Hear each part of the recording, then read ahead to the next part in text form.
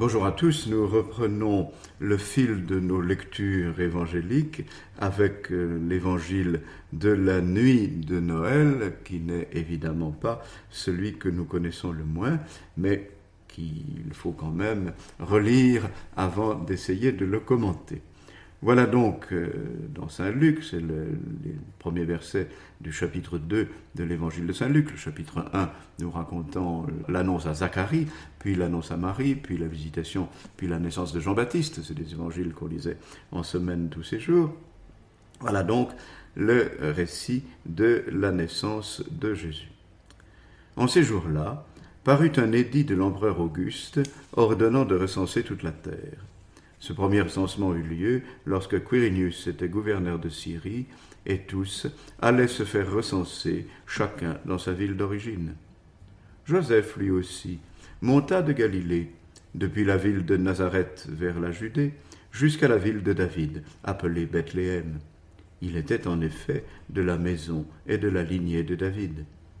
Il venait se faire recenser avec Marie, qui lui avait été accordée en mariage et qui était enceinte.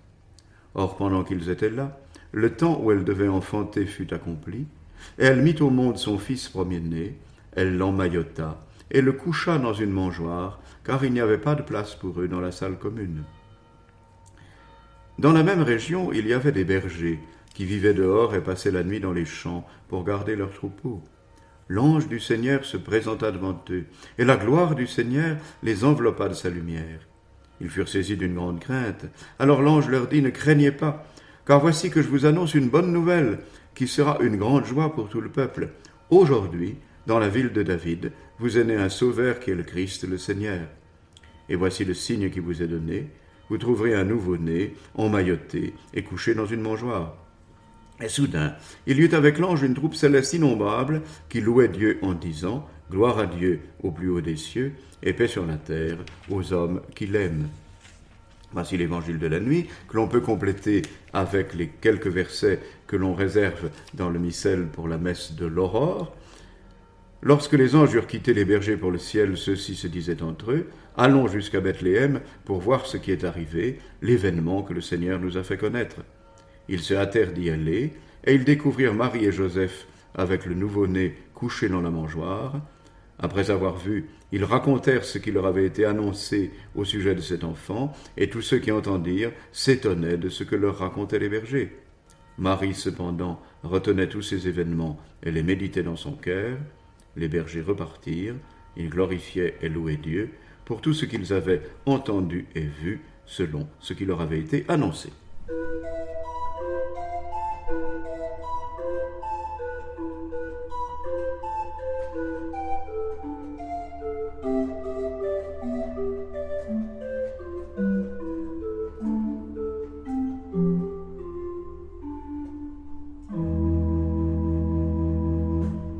Dimanche dernier, à propos de l'évangile de l'Annonciation, qui est aussi un évangile bien connu et qui a suscité bien des commentaires, nous avons fait un commentaire plus spirituel. Aujourd'hui, je crois qu'il est intéressant de faire sur l'évangile de la Nativité aussi un petit commentaire historique, parce que c'est un évangile qui nous pose quelques questions sur la vraisemblance, la vérité du récit.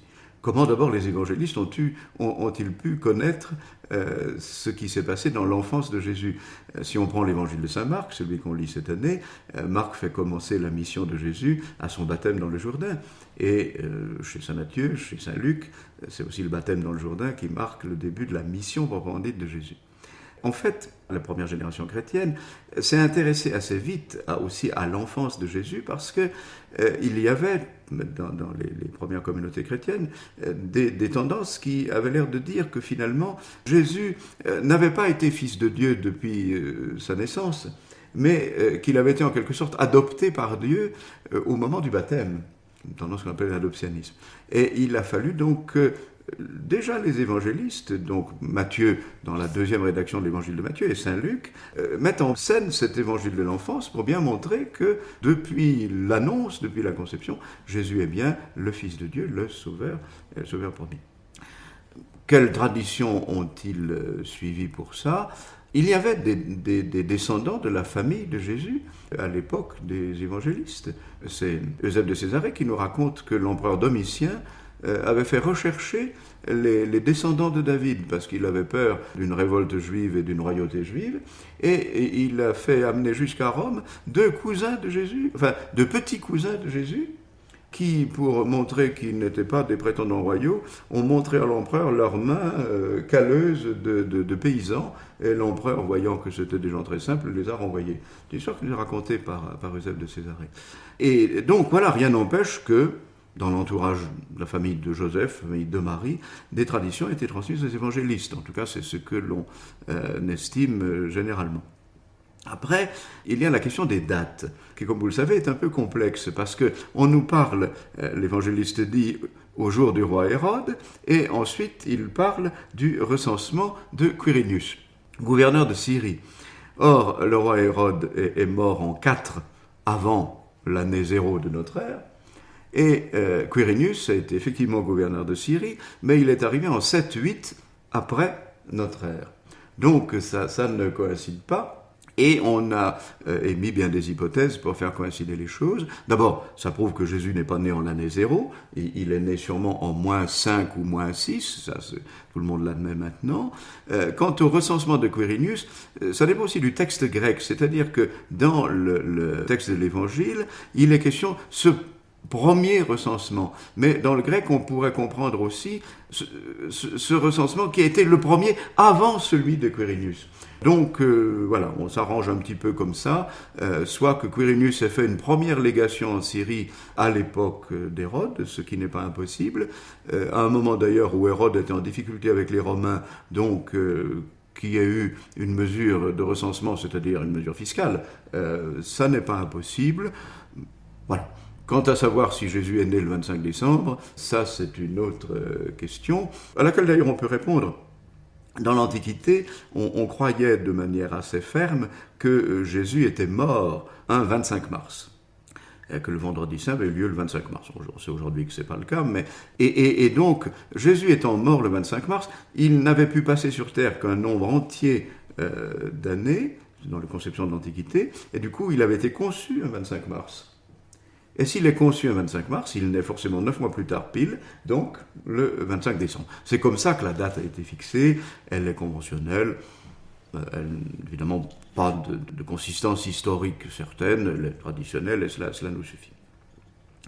Après, pourquoi aussi la famille de Jésus, Joseph et Marie, vont se faire recenser à Bethléem alors que l'évangile de Luc nous a présenté Marie à Nazareth ?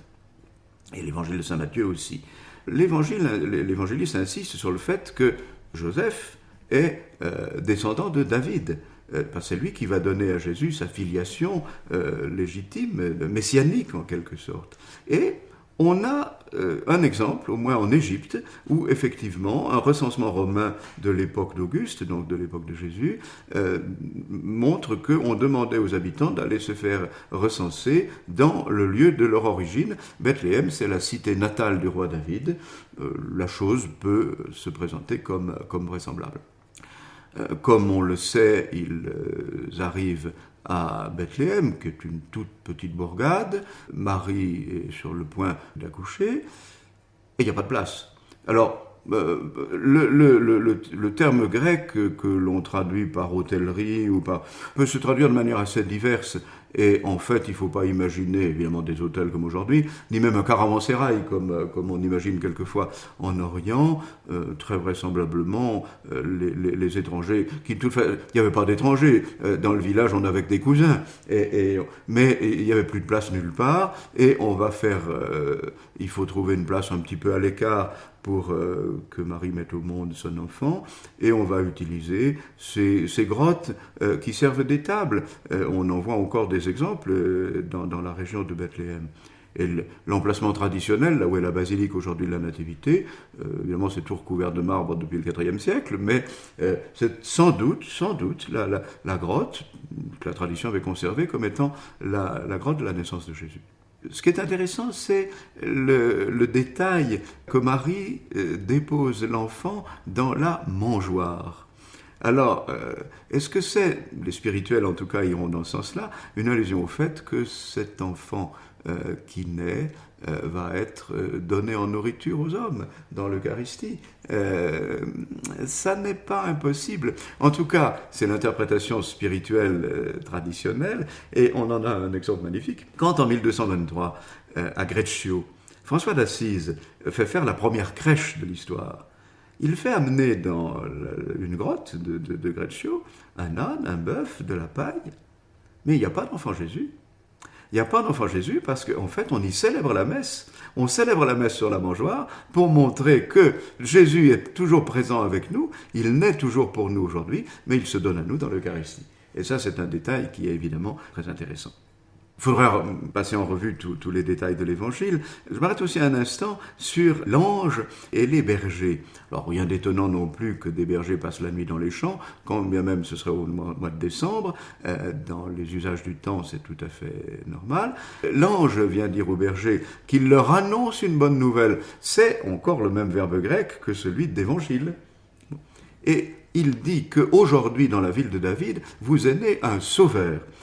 Il est le Messie, le Seigneur. Ça, c'est très intéressant parce que ce terme de sauveur, soter en grec, on ne le trouve chez saint Luc que dans les récits de la Nativité, et après on ne l'emploie plus jamais dans l'Évangile, et on va le retrouver dans les Actes des Apôtres, dans la prédication des apôtres, pour dire de Jésus qu'il est le sauveur. Donc, Luc veut bien montrer dans son récit de la Nativité que cet enfant qui naît, il est déjà le sauveur des hommes. Il le sera en plénitude dans sa passion et par sa croix, mais par sa seule naissance, il est déjà le salut apporté pour les hommes, parce que en se faisant homme, eh bien, il vient apporter à l'homme la plénitude de sa vie. On peut terminer simplement avec, évidemment, la phrase de saint Irénée qui est indépassable, à cause de son immense amour, le Verbe de Dieu s'est fait ce que nous sommes pour que nous devenions ce qu'il est. Je vais quand même rajouter une petite chose, un petit détail aussi. Dans le chant des anges, gloire à Dieu au plus haut des cieux et paix sur la terre aux hommes. Alors, dans la traduction du Missel, dans la traduction du Gloria, quand on le chante, on dit « paix aux hommes que Dieu aime, aux hommes qu'il aime », c'est-à-dire que Dieu aime. Mais quand on le chante en latin, on utilise la traduction qui est celle de la Vulgate de Saint Jérôme, « Pax hominibus bonae voluntatis », paix aux hommes de bonne volonté. Alors, d'où vient ce décalage ? En fait, le texte grec peut se comprendre de ces deux manières, parce qu'il est question, en grec, airénée, la paix, en anthropos eudokias, paix aux hommes. Alors, le mot eudokias, le mot grec, veut dire de bienveillance, de bon vouloir.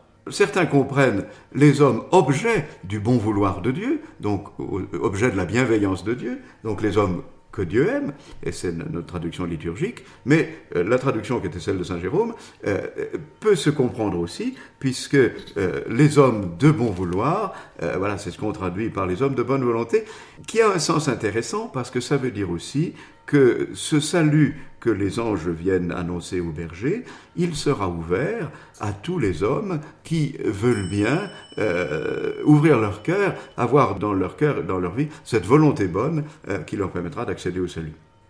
Et j'ai été assez content de voir que un de nos paroissiens du centre-ville, Pierre Sadoulet, qui est aussi dans le diocèse chargé un petit peu des études bibliques et qui donne à ceux que ça intéresse un cours de grec biblique, c'est un helléniste bien plus compétent que moi encore, dans la traduction qu'il donne à ses élèves, il donne chaque semaine une traduction mot à mot de l'évangile du jour, et il traduit aux hommes de bonne volonté, aux hommes de bon vouloir.